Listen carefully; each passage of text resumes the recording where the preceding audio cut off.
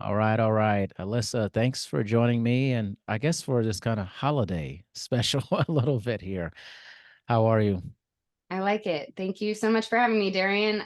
It definitely has been a special holiday, so I'm excited to That's be right. here. You said you had a launch. Did you say a book? Was it a book launch? Yes, I released the first book of a series called the Lionheart Chronicles, and we released the first book on the 21st, which was also my birthday, and we made a benefit out of it. So Yeah. it was a wild night, but it was A exciting. Christmas birthday around Yep. Christmas time. That's always a different deal.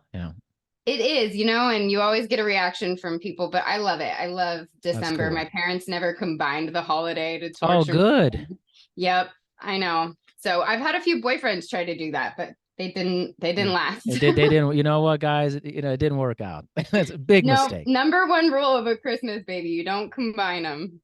Big mistake, guys. Like, don't do that. Yeah. But Awesome. it was great. I had so many friends and family come together, and I'd been talking about writing this novel for like 6 years, so I'm sure a lot of them didn't even believe that it was real Yeah, until I was like, "Hey, we did so we're it. actually throwing a party. That thing I've been working on for 6 years, it was a thing, and it's coming out finally." So Well, talk a little bit about this is fresh, kind of the inspiration for this for the book. yeah, the inspiration, it's kind of an elaborate story. In 2017, I suddenly lost my father, and he was kind of he was my person.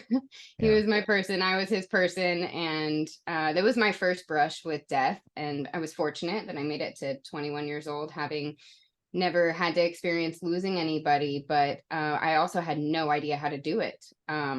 I had recently walked away from my home religion, and so all of my sort of coping mechanisms and Hmm. skills that I had known for my whole life were unraveled, and everything I understood about the universe and God and how things function was just on the rocks and unraveling. And then I lost the person who made the world make the most sense to me, and it was a super scary time.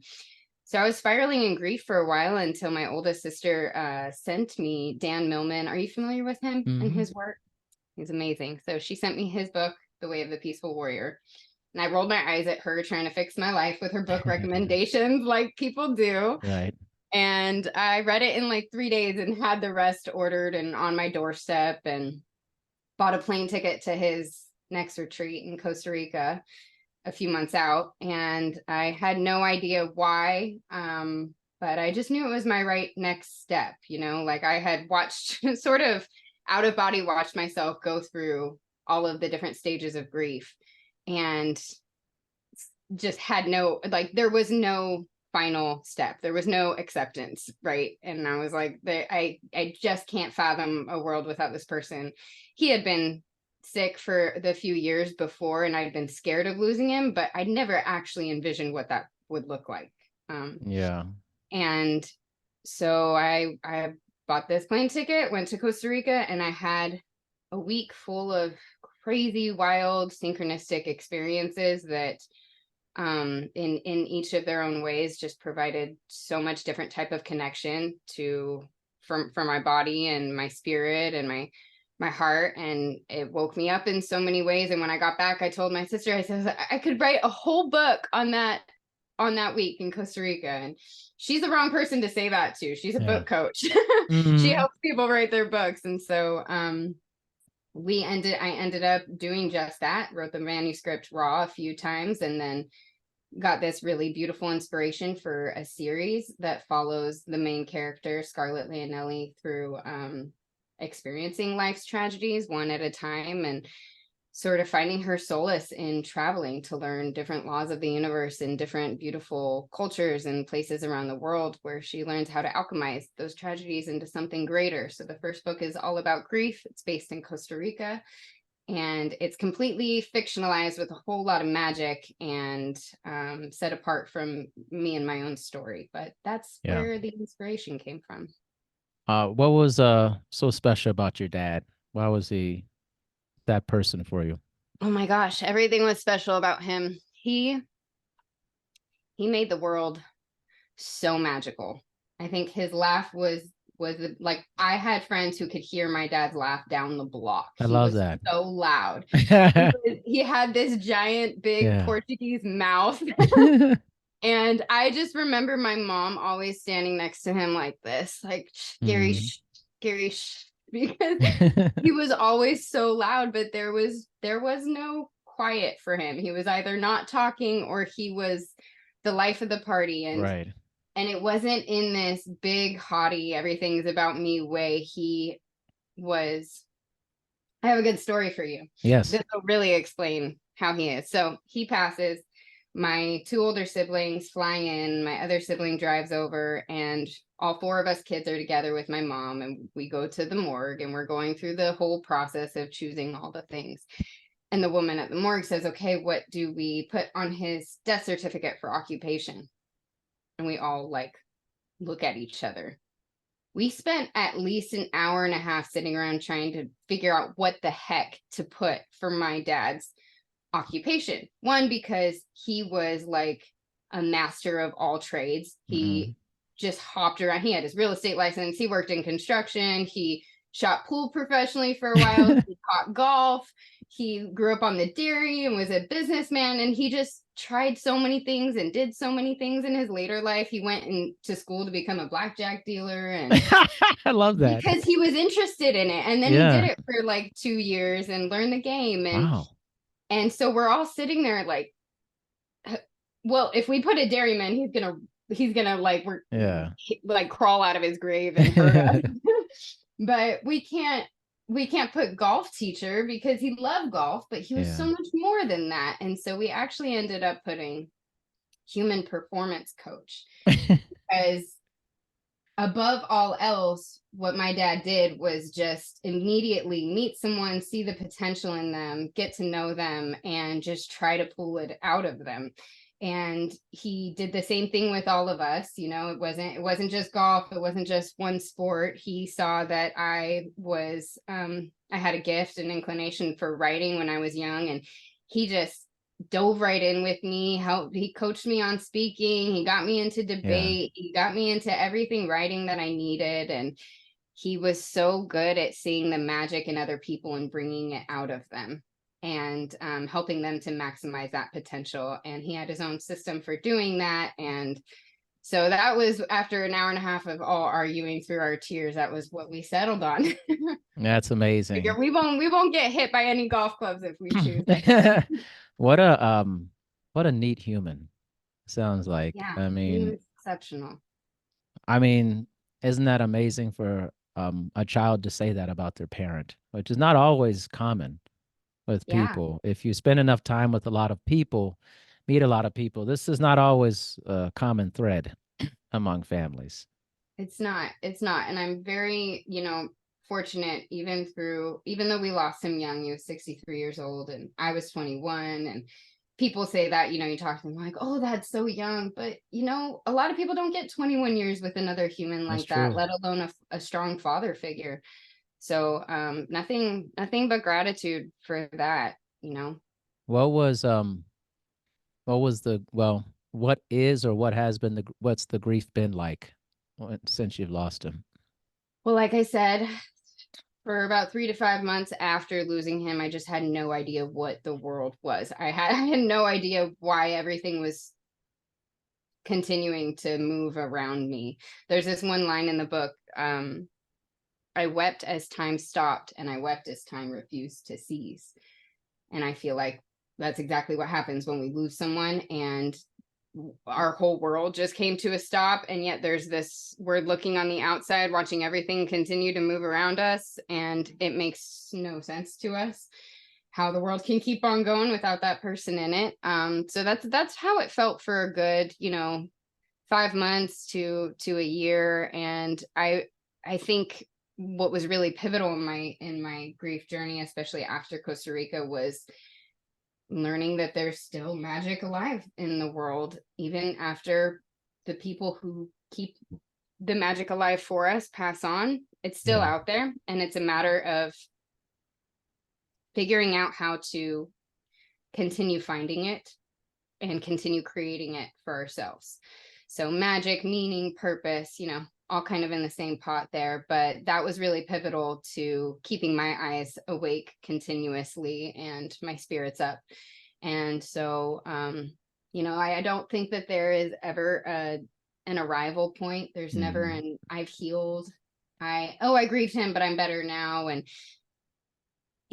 grief is, I'm 7 years down the line, and for the most part, I can talk about him and Yeah. I enjoy sharing the experience of who he was. But I wake up some days, or if I have a dream, like I still wake up and I have my moments of, oh my God, he's not here. I see a picture of him and I'm like, how have I not seen that face every day for 7 years? Yeah. You still go through that. And I have friends who, they lost their parent 17 years ago and they still have that experience. So I don't think there's ever a really getting on the other side of it. It's a constant journey, but it's really trying to find the gold and how those people impacted your lives and continuing to keep them living on. Do you think like that's one of the big misconceptions of grief is that um you'll heal and there's other side to it, or are there other things, other misconceptions about grief that you think would be important for people to understand?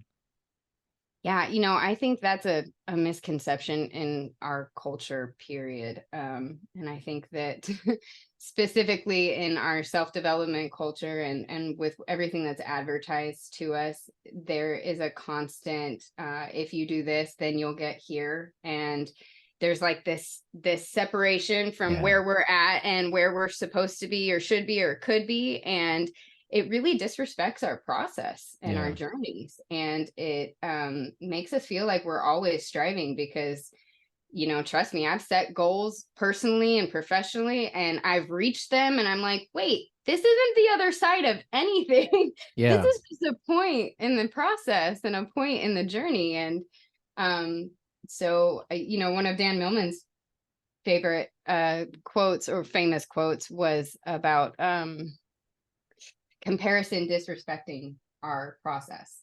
And our culture is kind of constructed upon comparison and everything being sold to us like we can heal if we do this, this, and this, and we can Hmm. develop if we do this, this, and this. And I think it's a farce.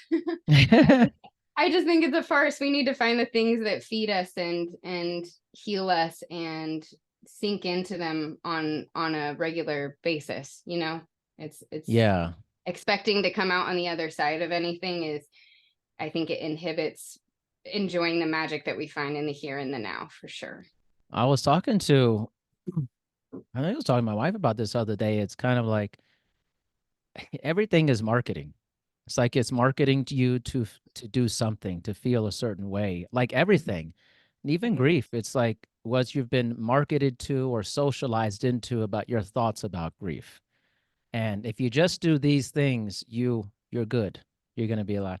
And it disregards and disrespects the individual process of grief for people. It does. And I hate to talk poorly about, certain methods or certain Mhm. things in this, there's gold everywhere Sure. and there's crazy everywhere. But specifically in the self-development culture, you crack open any of those books and you get a lot of steps and you get a lot of advice. And it's I have a friend, a very close friend of mine who's deep in grief herself a couple of years out Yeah. after losing a child. And I've kind of stepped back and tried to hold space for her because I've been through grief, but I've never Yeah. been through grief like that. That's a whole different type. And I've watched her kind of ebb and flow and look for help and resources with therapy and with books and with this and with that. And like I said, I'm trying to hold space for her, and my heart hurts watching her try to fit herself into all these places because Yeah. every time she's trying to fit herself in, there's a part of herself that's not fitting in one of the steps or something. And it's never the same. The process is never going to be the same for every person. I found my solace in traveling, in Hmm. taking myself out of my ordinary and putting myself into the unknown, where I was facing language barriers and cultural barriers and diving into other people's traditions and ways of life. And it was this very challenging, like Yeah. constantly challenging process for me, but it made me feel so alive, and it kept me finding the beauty constantly in all of the differences.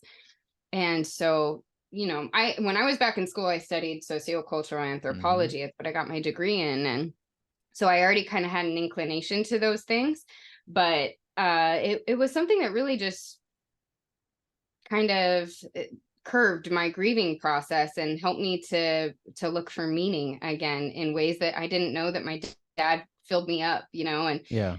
so the process is so different for everyone. The healing, the medicine is all going to look very different for people. Yeah, and when you said something, the gold and the crazy, that made me laugh about it, but it also made me think of this question, which was, how did you cipher between the gold and the crazy? That's a great question. I'm going to have to think about that answer. Right? Because if someone's going through grief, maybe it's difficult to decipher that Yep. because your emotions are so huge and so big in the depth of it that something that seems like gold could actually be crazy for that.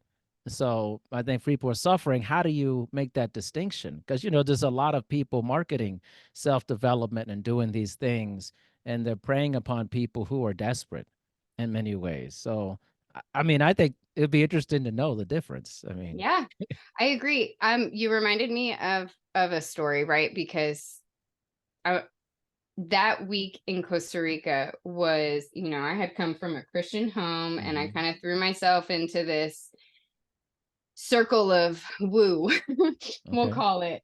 And I was trying to remain open. It was something that my dad, one of his greatest lessons for me was to just stay teachable, stay a Mhm. student in everything you do, stay open, continue to learn, stay eager. And it's been one of the best things I've ever learned that's helped me in my professional development and my personal development. And so I was like pride wide open when I got to Costa Rica and hearing all these things and seeing all these things. So I'm gonna share with you a story that's in the book because you reminded me of it. But this woman who I had not talked to the entire retreat came up to me and she said, "Did you lose someone recently?" And I said, yeah." And she said, "Was it a man?" And he was older, silver hair, brown skin, big smile, like big mouth. I was like, "Yeah." She's like, "He's about 5'8". She continued to just describe my Mm. dad to a T. And I was like, "Woman, you're freaking me out here. What are you getting at?" She was like, "He's been following you around your whole like time since you've been here." I didn't want to say anything because I didn't want to freak you out, but I'm a medium and normally I see Mhm. energies and I see this and that. And she started explaining it to me. And to which point I'm just sitting there like, uh-huh, uh-huh. I'm sorry. Are you telling me my dad's spirit is following me around right now and wants to Yeah. say something to me? And then so it was this crazy experience, right? You look at that and you're like, oh, that's crazy. Is that gold or is that it's absolute bonkers. But I sat there, I listened, and I think something that we're quick to do in our culture is to jump to grab answers, Yeah. and I remember what spun me out when my sort of spiritual world started falling apart was this like, no, no, no, no, no, I had the answer before. Okay, so what's the answer now? And I'm flipping through my books and through my studies and talking to my teachers, and I finally went to my sister's house and bawling in tears at like 18 years old, and she asked me the most pivotal question. She said, "Alyssa, what if, I just want you to consider, take a breath and consider, what if there is no answer?" And I was like, "Well, there is an answer." Like, there is a Mm. truth. What do you mean what if there's no answer? But that, um, I think the questions are more important than the answers. Mm. And continuing to ask myself that whenever my little control freak tunes in and wants to know what's going on or what the answer is to this or that, I think that the best answer is looking at the question and Yeah. watching when you ask the question, what comes up in your body, what comes up in your mind, what comes up in your spirit, And so to do that, we have to listen, and I do recommend staying open and listening to all the things, the crazy and the gold, because I've had things Like, you know, 7 years ago when that happened with that woman, I was looking at her like, ooh, you crazy. And Yeah. now 7 years later, maybe I'm at a different place in my spirituality or in my grief process. Yeah. And I look back and I'm like, you know, she said this, this, and this. And today that's what I need to hear. Yeah. So I think that there's gold everywhere. And also, and There's some also, you crazy, know, man. there's some crazy. And we do have to, you know, our bodies are so much more powerful than we realize and we give them credit for. And I used to know discernment Mhm. as how it's taught in the Christian church. And now I know it, now I recognize it in my own intuition. You know, I sit, I listen, but it's definitely our minds. We have to be careful with what we let in and what we don't. So Yeah. Well, it's interesting too because discernment to me is one of the greatest superpowers you can have in your life because there's always these forces and different people who are marketing you towards the thing that they think is the best thing for you. Or hey, you know, there's always lots going on, and even if you think of it about it um, and in Christianity, there's like 60,000 different sects of Christianity. So it's like, well, which version? Because there's very different ideas about what's right and what's wrong and different sects of it.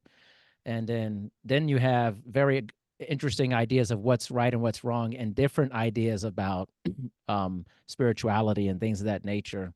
Life is coming at you fast with all these different ideas for it.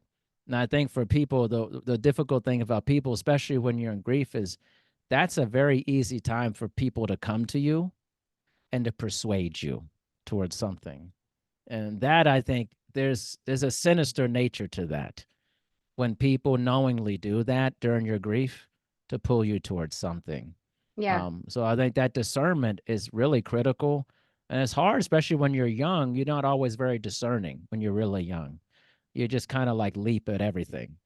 Whereas when you get older, you start your mind develops more and you're like, wait a minute, you know, you get that more wisdom of living and you start going, oh, okay. And especially if you experience grief regularly, you start understanding that process a bit more, you know. yeah, absolutely. And even when people don't have bad intentions, you know, for Yeah. marketing aside and everything aside, I remember as I said, I came from a very Christian community. So Mhm. when my dad passed, there was a lot of, oh, Jesus wanted him early, or he's with the angels now, or all of Yeah. these like really strange cliches that came Yeah. at me, Very which, strange. you know, come at me with those a year before my whole spiritual understanding Yeah. unraveled, then I probably wouldn't think twice about it. But talk about discernment, those things were being said to me, and I was like, Not it's great not, timing. Like, it's really. not, yeah, it's not sitting right. It's not sitting Yeah. right. And I watched someone very close to me who had kind of followed in the same direction with me be pulled back by those things because they gave her a familiar comfort. Sure. But I was so determined for something more. I was Mm. like, you know, I've heard those things my whole life be said to other people, and now they're being said to me. And I just don't, it doesn't sit right. Yeah. And I remember sitting on, this is another scene. I'm giving you so many spoilers from A this lot of book, spoilers but you're here. What are you reminding me doing? of so Like, many parts. You're reminding me of so many parts yeah. in the grief journey that made a lot of sense to me. And one of my favorite scenes was in this book with my brother, and I was sort of sitting in the crevice of my dad's shape in the bed after he had passed, and I'm sitting there, and my brother, who had left Christianity to pursue his passion in science, and Yeah. long before I did, and so he'd sort of paved the way in that direction. And I told him everything that people were saying to me, and I was like, you know, I know that there might not be an answer here, but you know, heaven and hell aside, and all of the other things that we think about after death, like, what do you think happens to the soul, like the human spirit, the soul? Does it just go black? Does it just disappear like that? You know, like what do you think happens? And he didn't have much to offer, right? Of course not. He didn't have, so I sort of put that scene at the very beginning of the book, and then at the end another flashback to him saying, something that gave me the most comfort in all of my grief. And that's the one thing I can tell you for certain is that he quite literally lives on in our DNA, in our blood, and our mannerisms and our spirit. And every single time that we choose to laugh and choose to give and choose to love in all the ways that he did, he's still living. You know, we're Yeah. continuing to live his legacy on. And that has lasted with me and everything that I've endeavored to do over the Yeah. last years. And I think that was the most important for sure. I mean, there's certain something very ethereal about being a human being and the spirit. And there's just too many stories, too many feelings about living and stories about after living. And it's actually just such a beautiful thing, I really think. And I think I like the not having all the answers. This is like I like spirituality and I like science. Like I love both. And I think one of the biggest mistakes of both, but especially science, is that we're going to discover how people came to be. We're going to discover this planet has this or that. And, the answer, and whenever something happens, it's always more questions, even when you find out more. And the thing to me is always there may never be this definitive line in the sand, and it's okay. That's actually okay. But Right. humans struggle with that. We struggle with that because we want to know the finality. Everything in life, no matter how small or big, we want to have certainty. Certainty, humans crave it. But I think we all should be comfortable with uncertainty as well. Yeah, it's like the grand duality, right? We crave Yes. we crave certainty and security, and then once we feel like we have it, the novelty of the unknown The and the novelty. novelty of Yeah. of the Oh yeah, uncertainty got calls that? to us. No, I don't know. It can't be this. Yeah. Or, like all the mundanity that comes Mm, with certainty once we feel like we have it and we get there and we're like, "Oh, but everything is so much sparklier in that whole space that I know nothing about." yeah, So yeah. it's like a really intricate, beautiful balance. But yeah, you definitely you see it in the polarization between spirituality and science quite a bit. Yeah, it's always like I like this movie basically because I like the ending. Sorry, spoiler if you haven't seen Ad Astra. I like space movies a lot. And I just like it in Brad Pitt and Tommy Lee Jones, and they go out to the edge of the solar system, and Tommy Lee Jones, he says, we thought we'd find all this stuff, and we got out there and there was nothing. There was literally nothing. And I always like do this with people who are so sure there is life on other planets. I'm like, but it's okay to believe there's life on other planets, but maybe the other side is true also, but also could be true that there's just nothing. And those people go, that's crazy. There's too many planets and stuff. Like, yeah, but if you have one option, there's also the idea that the other option may also be valid too for Right. that. It's not like, oh, there's billions of stars. There has to be life. Okay, well, what if there isn't? Like, and I There think isn't. there's a weird uncertainty, like it makes people uncomfortable to think that this is it. But what if it was, though? It's okay to have that conversation, and it's okay to think that there's life teeming everywhere. I mean, it's great. you know? Yeah. Yeah, I know. I had that conversation with my friend who I'd met in college right Yeah, before my dad passed. We clicked really quickly, and yeah. she told me recently, she was like, "Yeah, you were so crazy on the Jesus train that like I didn't think we'd hang in there. I didn't The think we'd Jesus be train. friends in there for all that time." And it was really quite funny to hear because I had asked myself that, she was like, I mean, I believed in a God and this and that, but I think the question is, but what if there isn't? But what if there isn't Yeah, a God? Then what does all this mean? And if it doesn't mean anything, where do we create the meaning? Because the yeah, meaning it's in how we search, right? It's yeah. it's it's in the journey, it's in how we search for what you're saying, the unknown, for getting to Sure. the place at the end. And I think it's really about how we try to create the meaning along the way, for Right. sure. And grief is the same way. It's like there's no cookie cutter way of dealing with grief. I mean, it's like there's different processes people go through, and to trivialize it down to, hey, I have the answer for you, that you will be cured of this, healed of this in so and so days. It's the same thing as exercise. And it was, oh, 30 days, you're going to be amazing. It's like, no.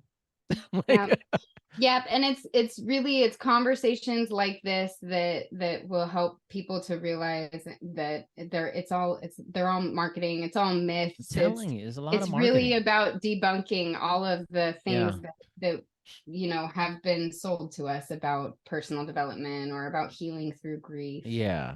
Yeah. Just like you say, with like I've been, I guess what most people would label as being a Christian in general my whole life. I would still consider myself that, but I have a very different outlook on it. Because there's so many different ideas about it, and there's so much. I think the restrictive, punitive aspect of it is just ridiculous. And I also am very much am like, okay, I have a lot of questions all the time Hmm. about it. And I think one of the important things is you could still be in something and have lots of questions about it and think some of this stuff's pretty wrong with it. Yep, And I think that's the problem absolutely. is we sometimes go, well, I have to be like blindly in this and have no Right. questions. I'm the opposite. I have a lot of questions and I disagree with a lot of things, but still have a very strong faith. And we don't see a lot of people like that because they've never been socialized into it that way. It's just like, Absolutely. don't you ever question anything, like, Yeah, absolutely. And that's why, I'm all about finding the right spiritual community for people. I think it's a yeah, of great course. support, but I think that when you find an institution or you dive into an Hmm. institution that tells you to stop at asking questions and to blindly follow, that's when it gets concerning. And a That's lot of those concerning. institutions don't just do that, but they try to teach you what discernment is. And Yes, yes. that is what gets tricky. It is. That's what's get tricky. And I'm just not into things where it's just like downgrades people for being themselves or that they're wrong for this and that. I'm like, oh, we just be nice to people. Like, I gotta just like really love people. That's kind of the basic Right. tenet. Yeah. Like, why are we like hashing this into weird stuff? Like, so I Are just you I think it's weird. Are you a Peaky Blinders fan? Did you ever get into that I know I series? have watched it. Yeah, I have watched it. Yeah. So I just recently watched it, so I have to bring it up and talk about it. But there's this one line in there from Toby Shelby where he says, "All religion is a foolish answer to a foolish question." Mm.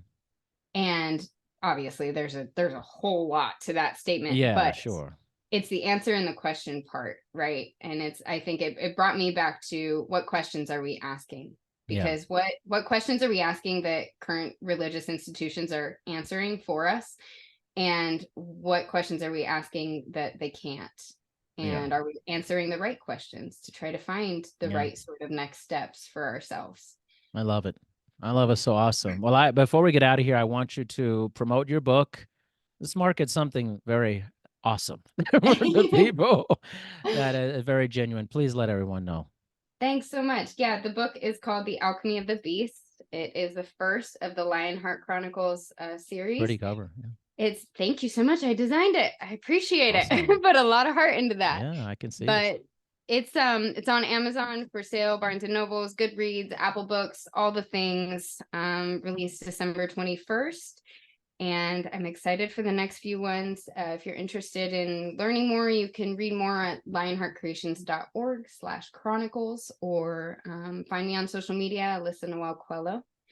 And that's about it. Thanks so much for the That's conversation, about it. Jeremy. Yeah, I really appreciate it. It was enlightening and meaningful. I'm all about that. I that's my whole goal is to have meaningful conversations over and over again, people. So thank Likewise. you. I love it. Awesome. Thank you, Alyssa. Appreciate your time. Thanks so much.